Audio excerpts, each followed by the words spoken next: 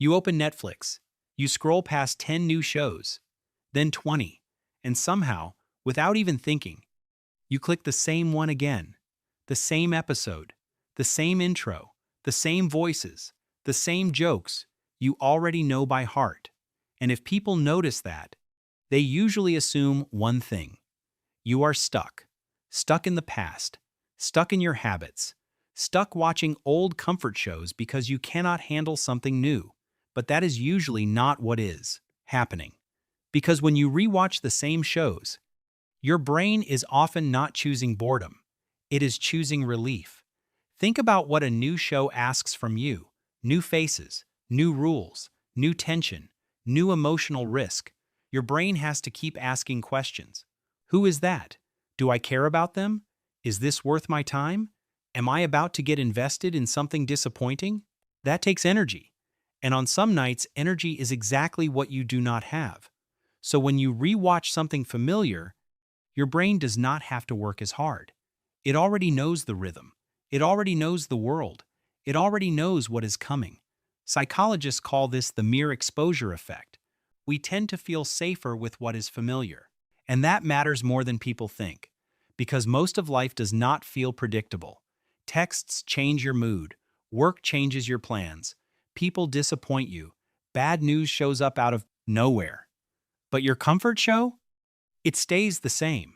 The same line still lands. The same scene still hits. The same ending still arrives exactly when your nervous system wants it to. And that predictability is calming. But there is another reason people keep doing this. Rewatching removes a decision. That sounds small, but by the end of the day, it is not. You are already tired of choosing. What to answer, what to ignore, what to eat, what to finish, what to worry about next. A new show is one more decision, and it comes with risk. What if it is bad? What if it gets boring? What if everyone loves it and you feel nothing? Rewatching skips all of that. No gamble, no learning curve, no disappointment, just play. That is why it can feel less like entertainment and more like cognitive rest. Your brain is not trying to be impressed. It is trying to exhale. And sometimes that is the real point. Because novelty is not always exciting. Sometimes novelty is just more stimulation, more information, more emotional work, more uncertainty. And if your system already feels full, even something fun can feel like too much. That is why people often say, I know I should watch something new, and still do not. Because this is not really about what they should watch. It is about what their mind can handle tonight. And sometimes familiar shows do one more thing. They help you stop scanning. When life feels chaotic, your brain starts watching for the next problem, the next text, the next conflict, the next disappointment. Even while you are supposed to be resting, part of you is still braced. But a familiar show can interrupt that, not because it solves your life, but because your brain already knows there is no threat hiding in the next scene. No sudden emotional demand. No new character you have to read. No twist you have to prepare for. For a little while, your system gets permission to unclench. That is why rewatching can feel strangely physical. Your shoulders drop, your breathing gets slower, your thoughts stop jumping as fast. You are not just watching something familiar. You are stepping into something your nervous system already trusts.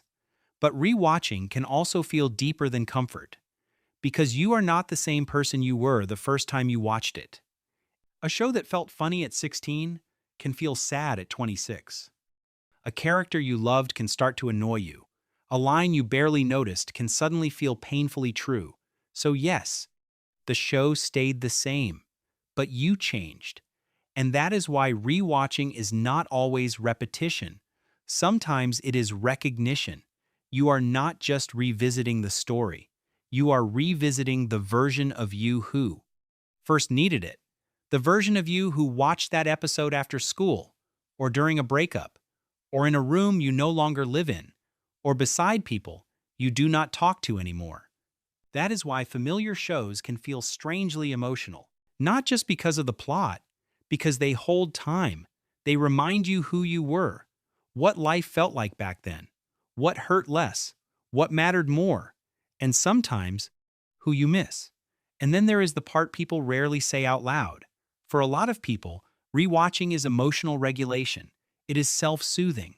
When your mind feels overloaded, familiar stories lower uncertainty. You know when the tension starts. You know when the joke lands. You know when the pain resolves.